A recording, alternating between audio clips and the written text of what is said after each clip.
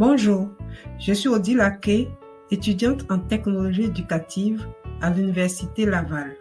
Cette semaine, je vous propose une capsule qui porte sur l'équilibre alimentaire.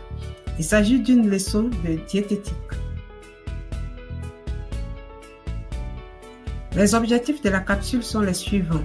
À la fin de cette présentation, vous serez en mesure de classer les groupes d'aliments selon leur fréquence de consommation, de décrire la composition d'un repas équilibré et d'identifier les principales maladies liées à une alimentation déséquilibrée.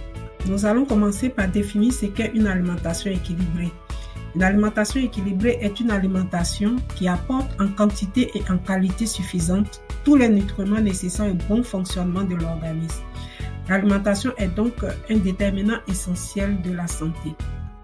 Retenez qu'il existe 7 principaux groupes d'aliments classés sous la forme d'une pyramide, d'où l'appellation des pyramides alimentaires. La disposition des différents groupes d'aliments est fonction de leur fréquence de consommation. Ainsi, on a de la base vers le sommet, les boissons, surtout l'eau à consommer à volonté, les céréales d'excellentes sources d'énergie, les légumes et fruits apportent vitamines et sels minéraux, les produits laitiers sont de bonnes sources de calcium, les viandes et poissons apportent du fer, les matières grasses et les produits sucrés dont il faut limiter la consommation. À présent, parlons de la composition d'un repas équilibré. Un repas équilibré est constitué de 4 portions de glucides dont les fruits et légumes crus et cuits, des céréales ou féculents et des produits sucrés facultatifs, de 2 portions de protéines lactées et non lactées et d'une portion de lipides.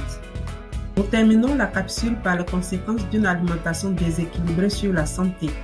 En termes de maladies par carence, les plus fréquentes sont la dénutrition, l'anémie, le goitre, la cécité, la constipation et certains cancers digestifs et la fragilité des os et des dents.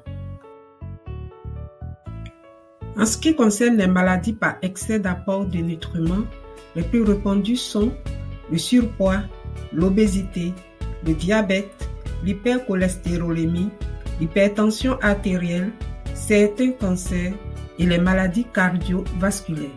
En conclusion, retenez qu'une alimentation équilibrée associée à une activité physique régulière sont à privilégier afin d'avoir un bon état nutritionnel et éviter la survenue de certaines affections chroniques et graves.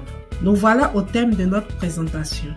Je vous remercie d'avoir visualisé la capsule et vous dis à la semaine prochaine.